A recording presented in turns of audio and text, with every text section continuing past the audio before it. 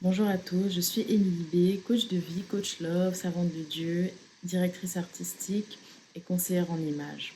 Aujourd'hui, j'aimerais vous parler des langages de l'amour, des 5 langages de l'amour. Donc, nous sommes dans la suite de cette série de messages. Donc, j'ai eu à parler précédemment des paroles valorisantes, du temps de qualité passé ensemble, des cadeaux. Et maintenant, nous en sommes au service rendu.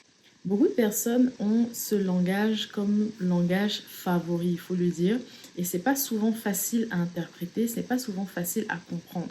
Surtout si c'est pas votre langage de l'amour, je ne vous cache pas que ce sera très difficile dans les débuts de fonctionner avec une personne qui a ce langage-là. Mais c'est pas impossible parce que, comme je l'ai expliqué au tout départ, dans mon premier enseignement, il y a ce qu'on appelle l'amour agapé, selon la parole de Dieu. L'amour agapé, l'amour agapao, c'est l'amour sacrificiel. Lorsque vous êtes dans une relation amoureuse, vous avez besoin de développer cet amour sacrificiel. Au-delà de ce qu'on appelle l'amour éros en grec, qui parle de l'attirance, qui est l'attirance physique, au-delà de l'amour philéo, qui est la fraternité, l'amitié, parce qu'on dit souvent, voilà, les couples qui demeurent ensemble plus longtemps sont les couples qui sont fraternels, qui sont amis. C'est vrai, mais c'est pas totalement vrai parce qu'il y a cette dimension sacrificielle-là qui est comme le ciment d'un couple. C'est ce qui permet au couple quelque part de fusionner de manière solide. Parce que lorsque l'autre vous a prouvé jusqu'où il était capable d'aller pour vous, quelque part, ça vous met en sécurité et ça ne vous donne pas envie d'aller ailleurs. Donc, lorsque vous êtes capable de vous sacrifier pour une personne qui a besoin de se sentir aimée et valorisée au travers de services qu'on lui rend, vous verrez que cette personne-là sera capable de tout pour vous. Elle sera capable vraiment d'aller décrocher la lune pour vous. Qu'est-ce que j'entends par service rendu? Les services rendus, ça peut être énormément de choses. Ça peut être, je vais donner le premier exemple, ça peut être dans le cadre de la maison. Ça, c'est le premier palier, on va dire ça comme ça. Il y a des personnes qui ont besoin de sentir qu'on s'occupe d'elles. Ça, c'est vu souvent de manière négative. Voilà, chacun est autonome, chacun... Non, il y a des personnes qui ont besoin de sentir que vous vous occupez d'elles de la tête aux pieds, de A à Z. On ne va pas se mentir, on va se dire la vérité. On est là pour se dire la vérité. Il y a des personnes qui ont besoin de sentir que vous vous occupez d'elles de la tête aux pieds, que vous leur donnez à manger, que vous les coiffez, que vous choisissez leurs vêtements même le matin. Oui, il faut le dire, parce qu'il y a beaucoup de femmes qui font ça pour leur mari, mais qui ne l'assument pas. Qui choisissent leurs vêtements le matin, qui cirent leurs chaussures, qu'ils font leur nourriture, comme je disais, ça va vraiment, ça va très très loin. Qui font même leur sac avant que cette personne-là aille au travail, qui font toutes sortes de choses, qui encadrent la personne d'une certaine façon.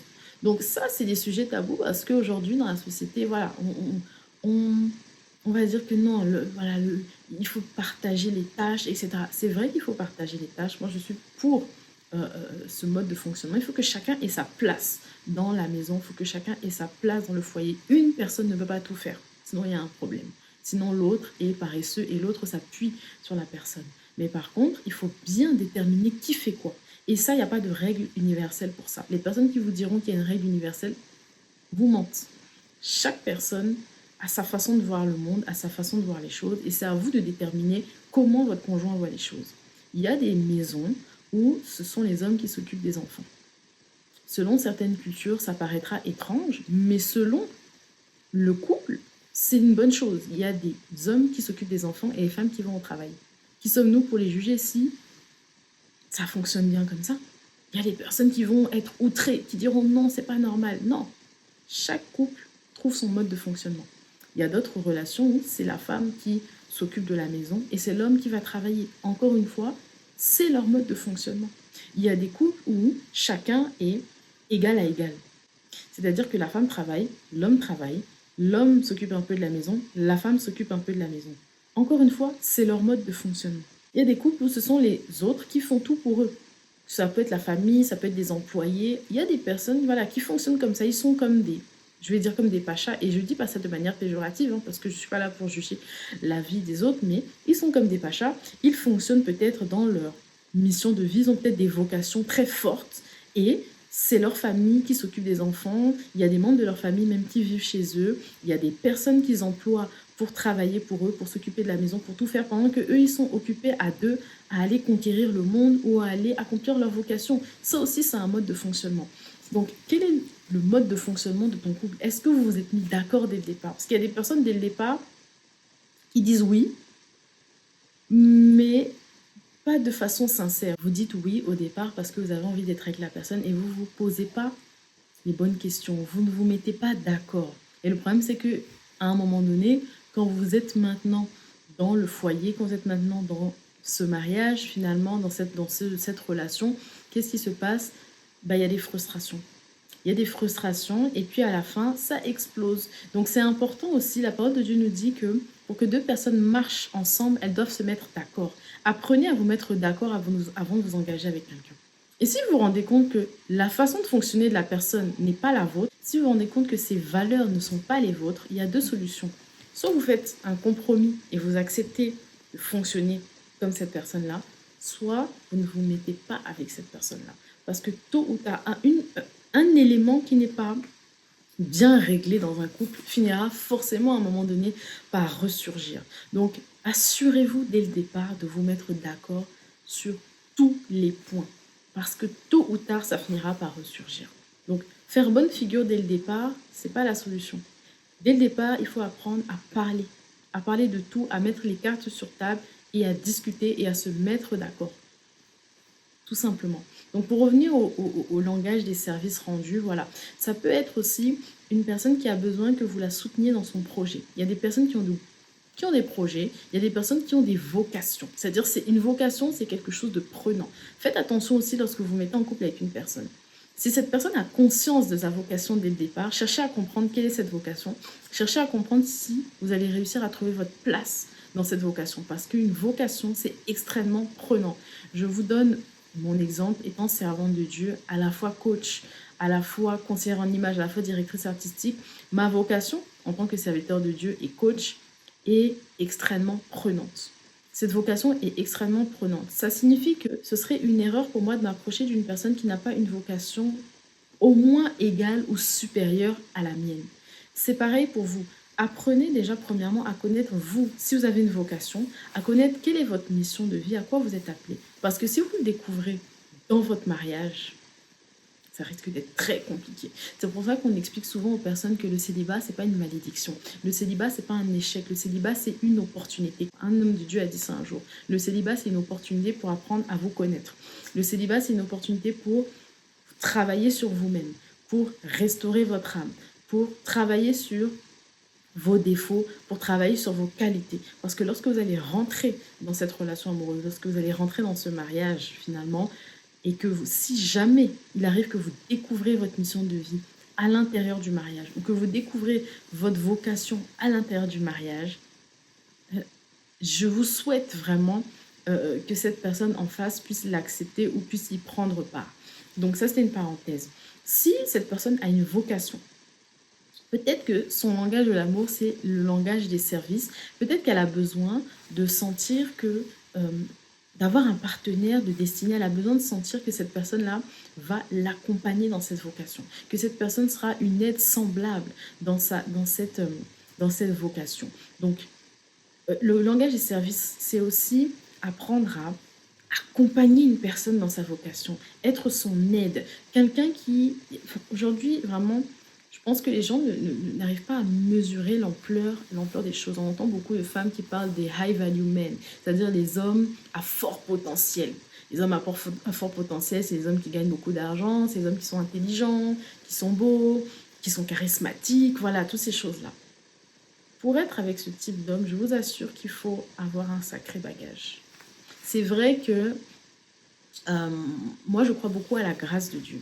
Je crois que tu peux être à zéro et être sélectionné par Dieu pour rentrer au palais. Je crois en ça. Mais je crois que si tu es sélectionné par Dieu pour rentrer dans le palais, il va y avoir tout un temps d'épreuve. Et ce temps d'épreuve-là sera fait pour te former. Ne crois jamais que Dieu va te connecter avec une personne, avec un fort potentiel, avec une grande vocation, avec de grandes responsabilités, que ce soit financière, que ce soit parce que cette personne peut-être est un leader, un ou une leader. Ne crois jamais que Dieu va te connecter à ce genre de personne si il t'a pas d'abord formé au préalable et si tu n'as pas accepté la formation, si tu n'as pas accepté d'être rempli en termes de connaissances, en termes de sagesse, en termes d'intelligence, en termes de force, en termes de courage. Là, je suis en train de citer les 6 esprits de Dieu. En termes même de capacité à aimer. Je parle encore de l'amour sacrificiel. Si tu n'es pas capable de te sacrifier pour une personne, ne cherche pas à rentrer dans une relation avec une personne à fort potentiel ou avec un leader, un ou une leader. Parce que tu vas tomber de 1000 étages. Ça ne va pas fonctionner en fait. Donc, il faut bien comprendre dans quoi on s'engage. Voilà, j'espère que cette vidéo t'a plu. Dis-moi en commentaire si tu connaissais ce langage de l'amour ou si c'est le tien. Je serais ravie de t'entendre.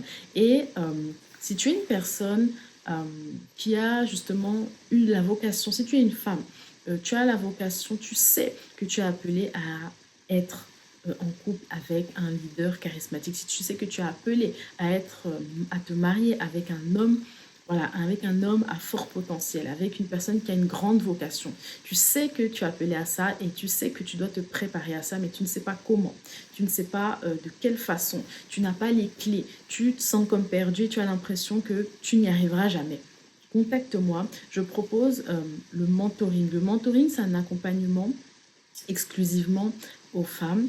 C'est un accompagnement qui vise à te préparer de manière spirituelle, qui vise à te préparer euh, dans la prière, dans la méditation, à te donner des orientations, à te donner des conseils, à te motiver au quotidien et à t'aider justement à te former pour ce grand appel que tu as. Si vraiment tu sens que tu as besoin des clés, tu as besoin d'être accompagné, contacte-moi. Ce mentoring, c'est un accompagnement sur le long terme. Ça peut être de 3 mois à 1 an. Ça dépendra de tes besoins, ça dépendra du type de préparation dont tu as besoin. Clique sur mon site internet dans la barre de description ou prends tout simplement ton appel découverte. On va échanger et puis je vais te soumettre un formulaire. Tu vas répondre à certaines questions et je saurai si tu es éligible pour cet accompagnement. Parce que le mentoring, c'est vraiment un accompagnement. Il faut que tu sois sérieuse. C'est pas simplement voilà, quelque chose, on vient comme ça et puis on fait le touriste. Non, c'est un accompagnement qui vise vraiment à te propulser dans ta destinée. Donc ça demande à ce que tu sois consciente de ton appel, ça demande à ce que tu aies accepté ton appel et ça demande à ce que tu sois capable de travailler et de te consacrer pour ça. Donc je veux des personnes qui sont consacrées, je veux des personnes consacrées, je veux des personnes sérieuses et je veux des personnes qui ont conscience qu'elles ont quelque chose à apporter dans la société, qui sont prêtes à travailler pour ça. Alors j'ai plus qu'à te dire à très vite.